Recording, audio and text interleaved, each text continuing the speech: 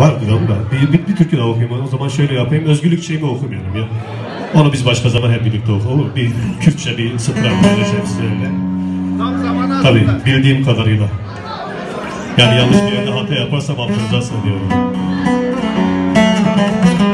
Şeve sütekle asima İlerize baye kışıyay Önezi baye jibir bange Reştilere kola sare vaja Şeve sütekle asima İlerize baye kışıyay Önezi baye jibir bange Reştilere kola sare vaja Sana re havale anda Nebiye şefsai vazezlara Ha ho